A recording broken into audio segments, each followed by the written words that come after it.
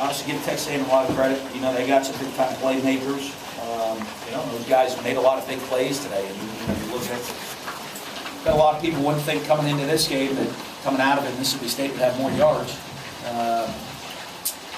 But they found a way to get more points. And, you know, like I said, coming into it, they do a great job of improvising. They get a lot of yards outside of the framework of their offense.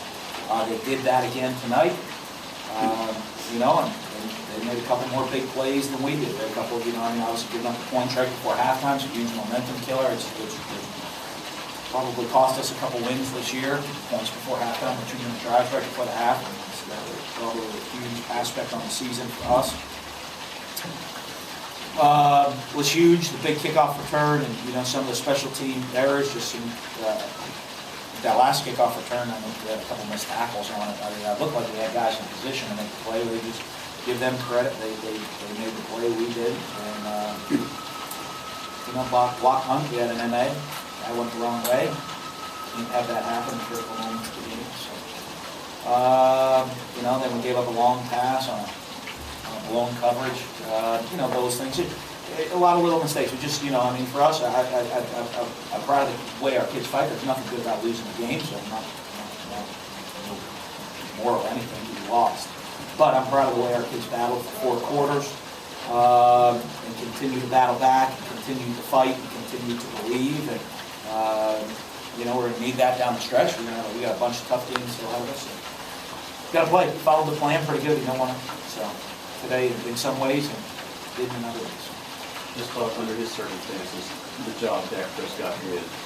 Yeah, you know, that's where he's most comfortable. I know.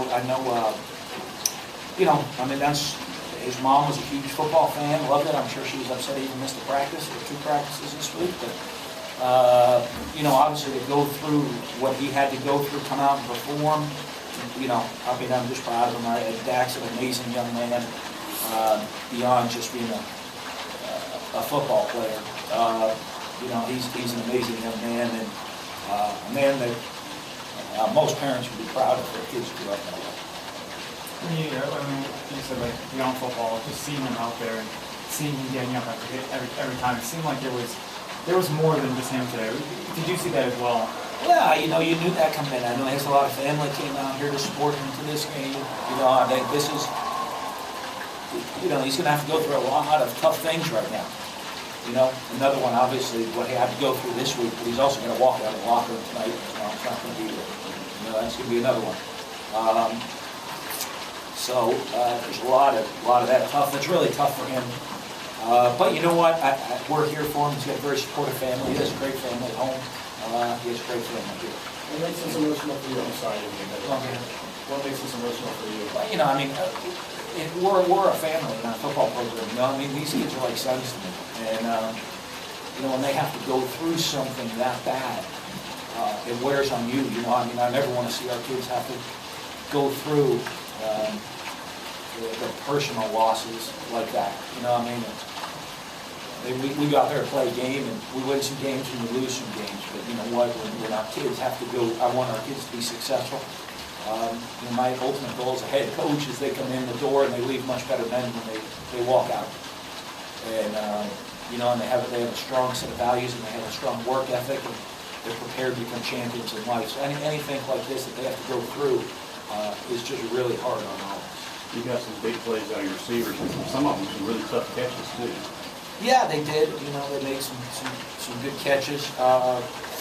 Some tough ones. Their kids made a lot of good catches too. I was noticing that too along the way. They made some pretty good diving fingertip catches, and we just didn't make enough of them. So, you know, you look at our plan. Our plan to come in. We wanted to stop the run and force them to throw the ball. We did that. I had 91 yards rushing. I think they were one of the top rushing teams out there. You know, and to outgain them by over 200 yards on the ground. I mean, in a lot of ways, we followed our plan. We just didn't put it all together. We made some critical errors tonight. Wilford says 51 points, 530 yards, and they just have defense. They forced 3 turnovers, and we got, I think it was half 4, 5, 6, 3 and outs. I mean, they did. That's what we talked about. You know, and we said, you know, when you look at Texas A&M and you know, with Johnny Menz out there, and what he brings to the table. which is so hard to defend, is improvising outside of the framework of their offense. At times, our defense, I thought they played really well. We stopped their offense, and we didn't stop him.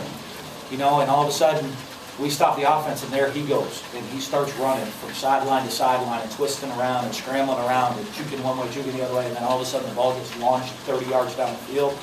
And by that time, someone's there to catch it. And, so I'll be honest, that's how I can give you the pen. You don't defend, you don't sit there and draw the defense to defend that. And So almost like two different categories there. You stop the offense and then there's him. It's... that's what it is. We knew that coming in. We looked at all the offense that they have outside of the framework of their offense. When you stop the original offense, and then it's freelance. Then he freelances, and their receivers do a great job staying alive, getting open. It's part of who they are when you watch them. Their kids know. And say, let's get 4 to 6 seconds of great effort on a play. I think the kids we knew we had to give probably 10 to 12 seconds of great effort on a play. The kids on their sideline, they're used to that. I think they expect the plays to be extended. So when they execute it pretty well. It's kind of exhausting. The defense makes some stops, and then you just have a big play like that, and we're just kind of back and forth for the game. Yeah, a bunch of them. We get a stop, and then we rough the punter one time. But you know what? Our kids kept fighting. That's a tough outfit to hang with. In 4 quarters. The tempo and how much they go and up and down the field that they go. I'm proud of our kids. They battled. They fought for 4 quarters. Made stops when we kind of needed to make some stops. Not enough of them, but a bunch of them. It's. The story of the season, right? There's a lot of good things that we can take away. We did a lot of good things. We got a young player, a lot of young guys on that team that can look to the future and say, hey, there's a lot of good things possibly can happen for us in the future. And as we keep moving forward, the future's next week for us. We got another tough game next week, but a lot of things guys can build off of, and a lot of things they're going to look at and say, hey, we could have done some things better, and maybe if we did, we would have found a way to win. They're able to take the field position for halftime, score a quick touchdown, 54 seconds left, but it just didn't phase when they come. Yeah, well, and that's really hurt us all season. I think, we gave up the 2-minute scores against Auburn. I think we did 2 in that game, and it cost us that game. Right before the half of LSU, huge momentum swing in that game, and ends up being a big factor in that game. Oklahoma State, big factor in that game, giving up a quick 2-minute score before half, and again today. It's something, like I said, maybe that's a coaching issue. I'm going to have to really study what we're doing, how it's working, why that appears to be our Achilles heel, because we go 3 and out right before halftime on defense. I don't know what the record's going to be at this point. We make 2-minute stops. Maybe we had the reversal of fortune with Auburn. Maybe we're the team right now that we're playing Alabama. For the West title and the national championship opportunity. But that's obviously there's a lot more than that, but I think that is something that's been a big factor for us this season.